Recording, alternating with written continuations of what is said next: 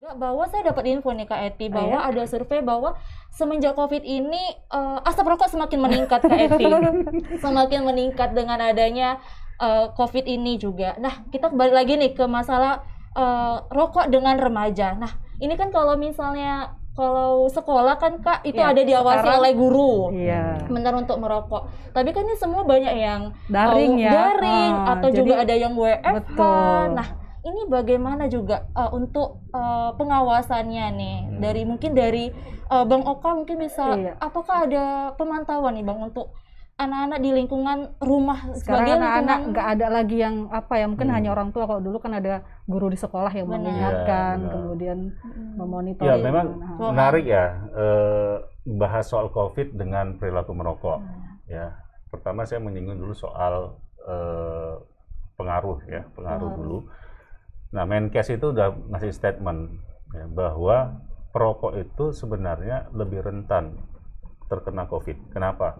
Karena COVID itu kan yang disasar adalah saluran pernapasan. Iya. Oke. Ya, ke paru gitu. Nah, kita tahu dampak dari merokok itu sendiri kan sebenarnya mempengaruhi kualitas Paru-paru, paru-paru dan pernapasan dia gitu. Nah, dari situ sebenarnya daya tahan perokok itu sebenarnya lebih rentan terkena COVID gitu.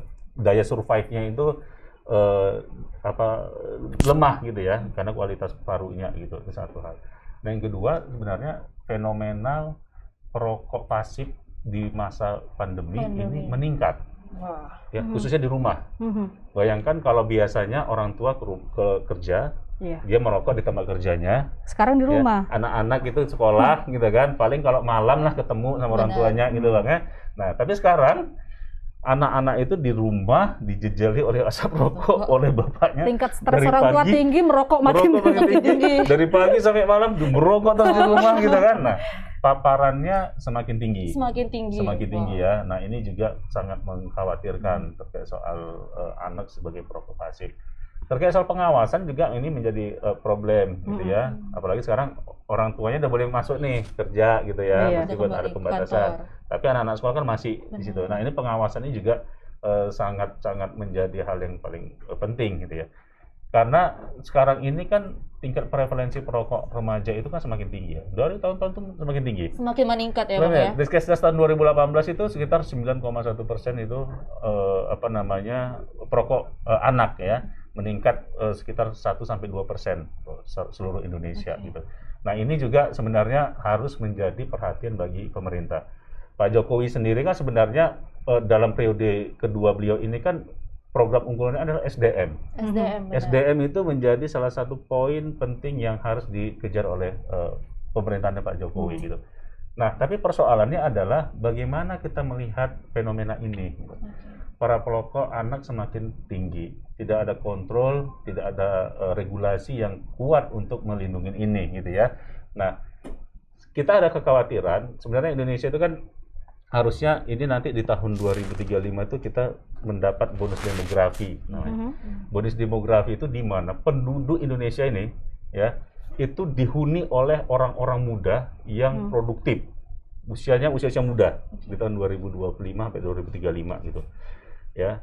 Sementara usia tidak produktif atau orang-orang yang sudah tua itu di bawah gitu. Terbalik dengan kondisi di Jepang. Di Jepang tuh kan sekarang usia tuanya yang banyak, mudanya rendah karena mereka tidak mau menikah atau kalau menikah nggak mau punya anak gitu kan di Jepang sana ya. Makanya sekarang kan pemerintah Jepang tuh ngejot supaya orang-orang juga tuh untuk punya anak supaya reproduksi ya. Nah, tapi bonus demografi itu bisa menjadi ancaman demografi bagi Indonesia sebenarnya. Kenapa ancaman? Kalau kita lihat fenomenanya saat ini, perokok anak terus meningkat. Nanti harusnya di usia dia produktif, dia harus sakit-sakitan, ya harus kemudian jadi tanggungan BPJS bagi negara misalnya. Beban negara ya. Jadi beban negara, makanya ada kekhawatiran menjadi ancaman bonus demografi Indonesia. Harusnya dia meningkat, jadi ini justru jadi beban negara. Tapi ada khawatiran tambahan. Kenapa? Karena kalau anak-anak kita bilang tadi di bawah umur mulai merokok itu bukan karena kebutuhan. Iya. Lifestyle. Dia merasa pengen bandel lah ceritanya ya. Pengen dilihat, jadi yang kita takut anak-anak tidak bisa memproses informasi seperti kita yang sudah dewasa. Mereka kan mencoba semuanya. habis coba rokok, coba narkoba Iya. yang kita ngeri. Pintu Makin masuk. tinggi. Ini lebih parah. Masuk. Ya. Jadi yang kita Narkoba, takut ya. malah karena mereka mencoba rokok berani dan itu tidak dihukum gitu loh. Dalam artian Tidak ada mereka sanksi. nggak ada masalah dengan rokok. Iya. Dia coba lagi. Coba yang lebih menantang. Dia coba lagi di atas rokok apa? Di atas kan ada banyak. Jadi Iya. kan arahnya ke narkoba. Hmm. Narkoba ini kalau generasi muda kita narkoba udah nggak ada lagi, nggak ada masa depan Indonesia lagi. Iya. Iya. Kalau generasi muda kita udah semua atau sebagian besar terkena oleh narkoba karena sulit berhenti, seperti sulit berhenti merokok, Iya. Iya.